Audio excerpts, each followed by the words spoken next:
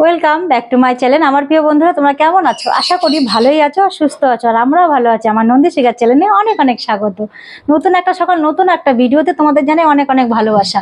তো সকাল সকাল একদম রান্না বান্না কমপ্লিট করে চলে এসেছি ফ্রিজ পরিষ্কার করতে। অনেক দিন ধরে এই ফ্রিজটা আমার পরিষ্কার করা হয় না। কত মশাই বলছে আমার সামনে আর ফ্রিজ খুলো না, নাকে গন্ধ লাগছে। সত্যি কথা, অনেকদিনই ফ্রিজ পরিষ্কার করা হয় না, মানে স্কুল থেকে এসে না আর করতে ইচ্ছা করে না।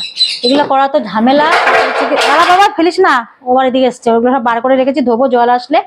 আর আজকে ফ্রিজটা পরিষ্কার করছে সাদা কলগেট আর খাওয়ার সোডা আর উষ্ণ উষ্ণ গরম জল দিয়ে। আমি এইভাবেই ফ্রিজ পরিষ্কার করি, যেহেতু ফ্রিজের ভিতরটা সাদা। কোনো তরকারি দাগ টাগ লেগে গেলে না চট করে উঠে যায় আর গন্ধ কেটে যায়। আর উষ্ণ উষ্ণ গরম জল দিয়ে ভালো করে গুলিয়ে নিয়েছি খাওয়ার সোডা আর সাদা কলগেট। সাদা কলগেট দিয়ে আমরা দাঁত মাজি না, আমরা লাল কলগেট দিয়ে মাজি। সাদা কলগেট আবার কিনে নিয়ে আসলাম। আর আজকে গুডুর স্কুল ছুটি ছিল, যেহেতু উচ্চ মাধ্যমিক পরীক্ষা আজকে দিয়ে শুরু হলো। আজকে 3 তারিখ। আর 11-এর পরীক্ষা আজকে দিয়ে শুরু। আজকে আবার জিতেরও পরীক্ষা রয়েছে, 11-এও পরীক্ষা দেবে এবার। আবার গুডুদের আজকে স্কুল ছুটি, আবার কালকে স্কুল আছে, আবার পরশুদিন স্কুল নেই, আবার এরকম করে করে ওদের স্কুল, মানে একদিন ছুটি একদিন স্কুল এরকম করে রয়েছে। তাই ভাবলাম চলো স্কুলে যখন ছুটি আছে, স্কুল এসে তো করতে ইচ্ছা করে না, তাহলে সেই সুযোগটা কাজে লাগিয়ে আজকে ফ্রিজটা পরিষ্কার করি। কালকে রাতেবেলা কত বছর ফ্রিজ খুলো না আমার সামনে, একদম এতটা গন্ধ হয়েছে। তাই ভাবলাম চলো, রান্না বান্না হয়ে গেছে আর এমনি কাঁচা ধোয়াগুলো কিছু হয়নি, 11:30 জল আসবে তখন কাচবো। ফ্রিজটা ততক্ষণে পরিষ্কার করে নিই। তাহলে চলো বন্ধুরা, আজকের ভিডিওর সঙ্গে থাকো। আর ভিডিওটা ভালো লাগলে একটা লাইক করে দিয়ে চ্যানেলটাকে সাবস্ক্রাইব করে আমার পাশে থেকো, পুরো ভিডিওটাকে স্কিপ না করে। আর তোমরাও কিন্তু এইভাবে একবার ফ্রিজ পরিষ্কার করে দেখতেই পারো। বাড়িতে সবারই ফ্রিজ রয়েছে, সবাই ফ্রিজ একটা পরিষ্কার করার একটা চিন্তা যে কিভাবে পরিষ্কার করবো। এরকম সাদা কলগেট আর খাওয়া সোডা আর উষ্ণ উষ্ণ গরম জলে গুলিয়ে নিয়ে তারপর করতে হবে। সঙ্গে নিয়েছে একটা ব্রাশ। কেন বলো তো? এই যে রবারগুলো রয়েছে না, এইগুলোর মধ্যে কিন্তু প্রচন্ড পরিমাণে নোংরা থাকে। এরকম ব্রাশ দিয়ে ডললে নোংরা বেরিয়ে যায়। এই যে এগুলো এগুলো আমি এরকম জল দিয়ে ভিজিয়ে রাখছি, একটু পরে ঘষবো। এই যে এই রবারগুলোর মধ্যে খুব নোংরা হয়।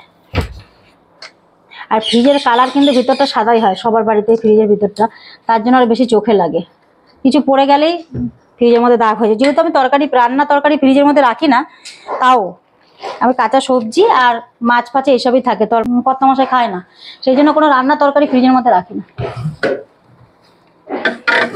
এটা ডিপে মাছ থাকে তো এতটা গন্ধ হয়। আর আমাদের মাছ এনে রাখা হয় সারা সপ্তাহ, যেহেতু প্রত্যেকদিন মাছ কেনা হয় না, তার জন্য। ওইদিকে ফ্রিজ পরিষ্কার করে চলে আসলাম, এদিকে রান্নাঘরে বাসনের পাহাড় মাজা হয়ে গেছে। আর আমার প্রচন্ড বাসন বেরোয়, আমি কম বাসনে কাজ করতে পারি না, প্রচুর বাসন হয়ে গেছে, গ্যাস মোচা হয়ে গেছে। আর এগুলো দেখো প্রচন্ড পরিমাণে নোংরা হয়েছে, এগুলো একদিন পরিষ্কার করবে। এগুলো কিভাবে পরিষ্কার করবে তোমার সঙ্গে আমরা শেয়ার করবো একদিন। তো দেখো সবসময় গ্যাস মোচা হয়, কিন্তু এগুলো যে বান্নারগুলো কিন্তু সবসময় পরিষ্কার করা হয় না, কেমন হয়ে গেছে। এগুলো করবো একদিন, সেদিন করে পরিষ্কার করবো আমি কিভাবে পরিষ্কার করি। আর আমার এখন 10:30টার বেশি বেজে গেছে, খিদাও পেয়ে গেছে। আর ফ্রিজের ওগুলো কিছু ধোয়া হয়নি এখনো, ফ্রিজটাই পরিষ্কার করা হয়েছে, জল এখনো আসেনি তো। তাই ভাবলাম কি একটু খেয়ে নিই, খিদা পেয়ে গেছে। এরপরে যদি খেতে যাই বেলা হয়ে যাবে অনেকটা, খেয়ে নিই তারপরে কাজ করব। আর আজকে তো সোমবার, নিরামিষ। আজকে রান্না হয়েছে লাউ শাক, কুমড়া ফুলের বড়া, আর হচ্ছে ভেন্ডি আলু ভাজা, আর ধনেপাতা চাটনি। এই দেখো ধনেপাতার চাটনি দিয়ে এখন ভাত খাবো। আরে ধনেপাতা চাটনি দিয়ে ভাত খাবো। ধনেপাতাটা বাটা করেছে হচ্ছে গিয়ে কাঁচা লঙ্কা, আজকে রসুন দিইনি যেহেতু নিরামিষ, আর টমেটো পুড়িয়ে দিয়েছি আর তেঁতুল দিয়েছি, এই দিয়ে ভাত খাবো এখন। আর গুডুরা জিতের খাওয়া গেছে, ভাতটা খেয়ে নি।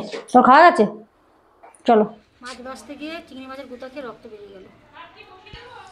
আর কালকে নিয়ে এসে চিংড়ি মাছগুলো কালকে আর বাছা হয়নি, কালকে প্রচুর কাজ ছিল রবিবার, যেন আজকে বাছছি। এই যে বাছতে বসেছি, আর ওইদিকে দেখো সব ধুয়ে রেখেছি, ঠাকুরের বাসন কাঁচা, তারপরে খাওয়া রান্না করার জল সব কিছু হয়ে গেছে। মেলা হয়নি, মাছটা বেছে নি তারপর মেলবো। পাহাড় তো ভালো করে ডল, মশা কামড়াচ্ছে। মাছটা যেন বাঁচতেছি, ফ্রিজে ছিল, ফ্রিজ থেকে বার করে রেখেছিলাম, বরফটা ছেড়ে গেছে সেই জন্য। চিংড়ি মাছগুলো কি সুন্দর বড় বড় আছে। পিঠটা না পাহাড়টা ডল।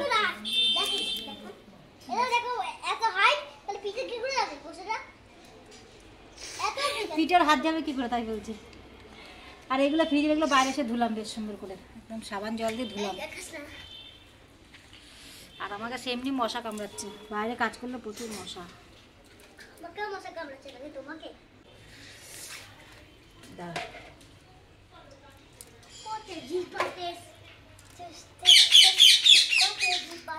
মাছের এগুলো খেলে না পেট কামড়ায়, এগুলো টেনে বার করতে হবে। সুতোর মতো থাকে একটা, এই যে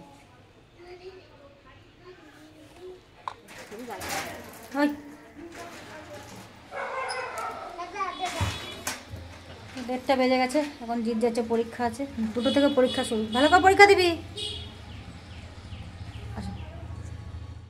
আবার তোমাদের সামনে চলে আসলাম, এখন 8টা প্রায় বাজতে যায়। রাতে রান্না বান্না শুরু করে দিয়েছি। এখানে তরকারি বসিয়ে দিয়েছি রুটি খাওয়ার জন্য, কুমড়ো দিয়ে আলু দিয়ে তরকারি, আজকে নিরামিষ তার জন্য। আর তোমাদের দেখাচ্ছি তারা। এখানে এই যে জিৎ পড়তে বসেছে, ওইখানে পড়তে বসেছে। আমার এদিকে কালকের কাজ রেডি করে রেখেছি, কালকে স্কুল রয়েছে। সকালের ভোরবেলা ওটা রান্না 4:30টার সময়, তার জন্য তরকারি কেটেছি কালকের জন্য, রেখেছি, এখনও গুছাইনি। আর ওদিকে একজন পড়তে বসছে, দেখো। রাইট বলেছি কিন্তু ভুলে গেলে হবে না, বারবার করে বলছি। এটা কি আছে? এফ এল ও পড়ো। কোলে উঠে বসেছিস? কোলে আন্টির কোলে উঠে পড়তে হবে। আর কোলে উঠে বসেছে দেখছি, তাই ভালো একটা আন্টি পাইছিস তুই। কোলের মধ্যে উঠে পড়েছে মহুয়ার, দিয়ে পড়ছে, দেখো মানে কত। Right two flowers. ফ্লাওয়ার্স মানে তো এই লাকি বাম্বু গাছটার জল 7 দিন পর পর চেঞ্জ করতে হয়। তো 7 দিন হয়ে গেছে চেঞ্জ করলাম। আর এই গাছগুলোর পাতাগুলো একটু ধুলো ধুলো হয়ে গেছিলো, তাই আমি একটু জল দিয়ে ধুয়ে দিলাম। জলটা কেমন হয়ে গেছিলো, 7 দিন পর পর পাল্টাই। আর ওদিকে আমার রুটি করা হয়ে গেছে, এখন বাজে 10টা 15। এখন আমার কত মাসে আসেনি, আর এটা ফ্রিজের মাথায় রেখে দিই। আর যখন এনেছিলাম গাছটা কেমন ছিল, এখন কত সুন্দর হয়ে গেছে। পাতাগুলো একদম সৌন্দর্য বেড়ে গেছে আমাদের ঘরে এসে। পাতাগুলো খুব সুন্দর বেরিয়েছে, কচি কচি, খুব সুন্দর লাগছে। তো 10টা 15 বেজে গেছে, কত মাসে এখনো আসেনি। তাই গুড্ডুকে খাওয়ানো হয়ে গেছে, আমরা খাইনি, খাবো। আগে এদেরকে দিয়ে নিই, আগে এদের পেট পূজা হয়নি, তারপর আমরা পেট পূজা করবো নাকি। দেখো খাবার পেয়ে সব লাফালাফি খাচ্ছে। আর আমাদের এই দুটো মাছ কি বড় হয়ে গেছে, ভীষণ বড়। এই 2-3টে মাছ আছে, এদের থেকে কিন্তু এরা ছোট, কিন্তু খুব তাড়াতাড়ি বাড়ে, এরা খুব তাড়াতাড়ি বড় হয়ে গেছে। এই যে এই মাছগুলো দেখতে পাচ্ছ, এরা কিন্তু আমাদের বাড়িতে অনেক আগে আছে, এরা পরে এসছে। এইটুকু নিয়ে এসেছিলাম, এখন এত বড় হয়ে গেছে। আর ভীষণ চটপটে মাছ, বাপরে বাপ। পরিষ্কার করতে গেলে আমার লাফালাফি শুরু করে, তারপর নিচে তো ডিগবাজি খেয়ে পড়ে, আবার উঠায় ভয়। আবার কাটা আছে, সেদিনকার কাটা মেরে দিয়েছিল। পরিষ্কার করার সময় খুব ঝামেলা হয়ে যায়, চিন্তা হয় যে এদেরকে কি করে তুলবো, তুলতে গেলেই লাফ দিয়ে পড়ে।